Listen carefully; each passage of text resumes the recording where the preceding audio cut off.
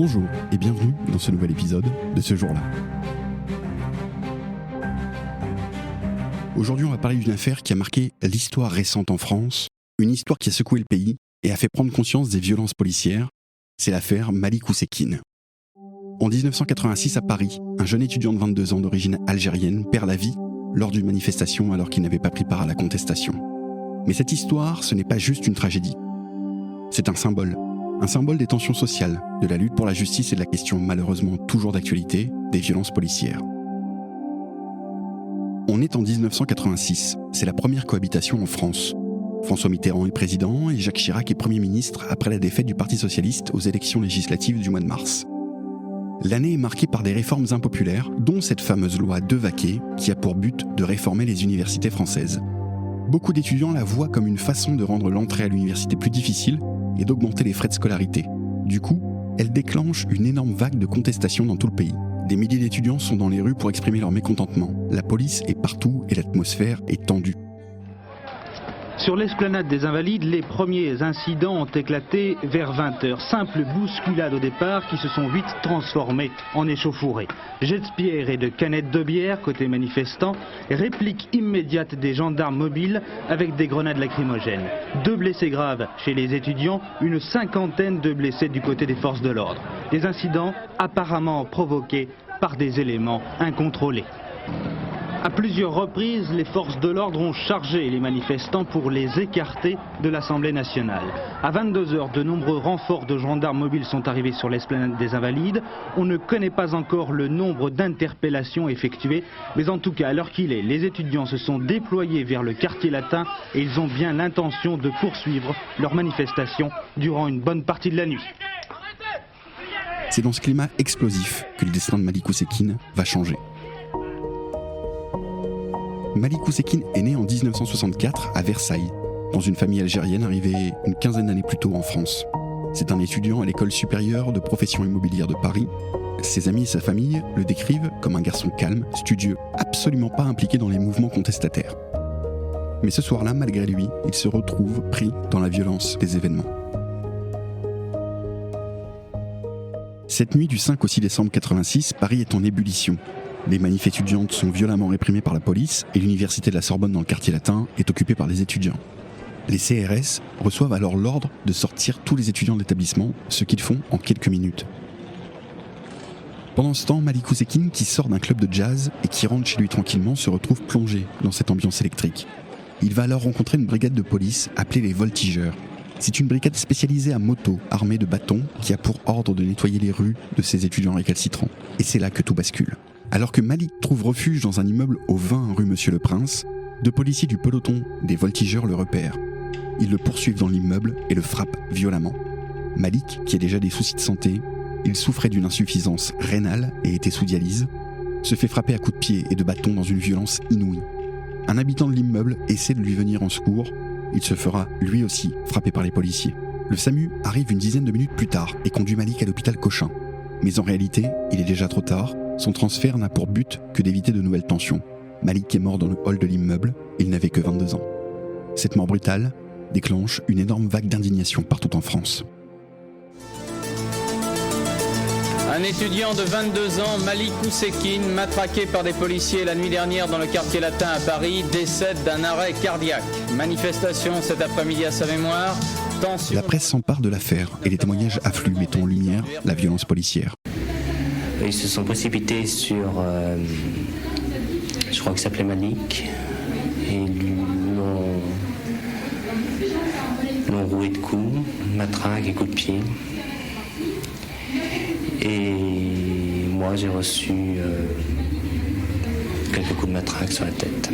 Georges Kiechman, avocat de la famille Oussekine, conteste la version officielle selon laquelle Malik serait mort d'un arrêt cardiaque. Nous avons pu voir dans ce dossier une déclaration du médecin régulateur du SAMU dont je vous lis les quelques lignes. Parlant de Malik, le médecin régulateur dit ceci. Au moment des faits, cette personne n'est pas victime d'un malaise cardiaque, mais a dû recevoir un coup derrière la tête. Je considère cette personne comme cliniquement décédée. Il serait cependant préférable de ne pas communiquer cette information à la foule. Le gouvernement doit réagir. Jacques Chirac, alors Premier ministre, promet une enquête. François Mitterrand rend visite aux parents de Malik. et Alain Devaquet, le ministre chargé de l'enseignement supérieur à l'origine de la réforme, finit par démissionner le 6 décembre. Mais si la démission de Devaquet calme un peu le mouvement étudiant, la quête de justice pour Malik Oussekine ne fait que commencer. Le 10 décembre, des milliers de personnes sortent dans la rue lors d'une marche silencieuse. Pour beaucoup, Malik devient le symbole de la brutalité policière, de la violence d'État et d'un racisme déjà bien installé. En plus, cette affaire tombe à un moment où les tensions entre les jeunes issus d'immigration et les forces de l'ordre sont déjà fortes. Madame, Monsieur, bonsoir. Le calme et le recueillement, c'était le dernier hommage qu'ils pouvaient et qu'ils ont voulu rendre à Malik. Ils étaient très nombreux, étudiants, lycéens, parents, professeurs, syndicalistes, jeunes et moins jeunes, à défiler aujourd'hui dans les rues de Paris. Un cortège imposant pour un seul mot d'ordre, plus jamais cela. De Denfert Rochereau à la Nation, ils ont peint sur les boulevards parisiens les traces de la mort. Cortège silencieux, volontairement silencieux. Peu de banderoles, ou alors noir comme un crêpe de deuil. Unité des étudiants et des lycéens contre la violence, mais ils n'étaient pas seuls. Des syndicats ont tenu à être à leur côté. Pour éviter tout dérapage entre manifestants et forces de l'ordre, des magistrats, des avocats, des médecins, un casque blanc sur la tête, tout un symbole. Arrivé place de la Nation, alors que la fin du cortège démarrait à peine de Denfert Rochereau, 6 km plus haut, les manifestants se sont rassemblés pour écouter de très nombreux témoignages, dont celui de la famille Oussekine, qui a reçu des télégrammes de soutien venus de l'Europe entière. Dispersion sans aucun incident, jusqu'à présent, les étudiants ont réussi leur pari, une manifestation de masse sans violence. Le fait que Malik, jeune Algérien, ait été tué par la police renforce l'impact de cette tragédie. En 1990, 4 ans après les faits, les 2 policiers de la brigade des voltigeurs sont jugés. Ce procès, très attendu, est scruté par toute l'opinion publique. Au final, les 2 policiers sont reconnus coupables de coups et blessures ayant entraîné la mort sans intention de la donner. Ils sont condamnés à des peines de prison avec sursis, ce qui provoque une nouvelle vague d'indignation. Rassemblement cet après-midi à Paris à la mémoire de Malik Oussekine tué lors des manifestations de décembre 86. Plusieurs organisations étudiantes, syndicales et antiracistes ont protesté contre le verdict de la cour d'assises de Paris. Les 2 policiers ont été condamnés samedi à 5 ans de prison avec sursis pour le premier et 2 ans avec sursis pour le second, mais ils restent libres. Malgré ces condamnations, l'affaire Malik Oussekine reste dans les mémoires comme un symbole de l'impunité policière et d'une justice jugée insuffisante par beaucoup.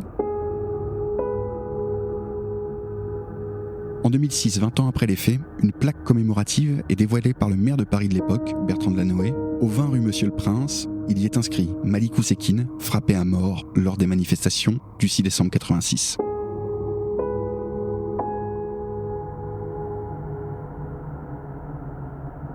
La brigade des voltigeurs est dissoute juste après cette affaire. Mais bien des années plus tard, lors des contestations des Gilets jaunes, une nouvelle brigade est créée. D'abord la DAR pour détachement d'action rapide, avant de devenir la brigade de répression de l'action violente motorisée, la Bravem. Un message de fermeté.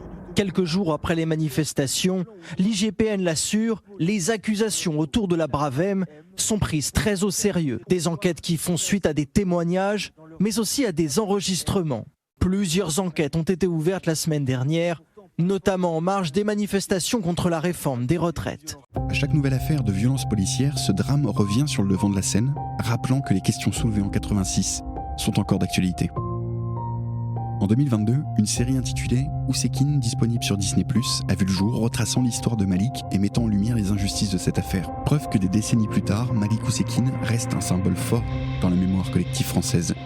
Que je souhaite avec cette série, c'est d'enfin se pencher et enfin raconter ces pages sombres du roman national français.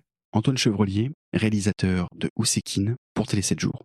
Et grâce à ça, d'éventuellement penser les plaies pour les anciennes générations. Et pour les nouvelles, d'essayer de mettre en lumière un tout petit peu quelque chose que eux ne connaissaient pas et qui pourrait éventuellement donner à penser et donner quelques clés sur un potentiel sentiment d'injustice sociale, quoi. Malik Oussekine est parti trop tôt, mais son nom reste gravé dans l'histoire de la lutte pour la vérité et la justice en France. Merci d'avoir écouté ce podcast. À très vite pour de nouveaux épisodes.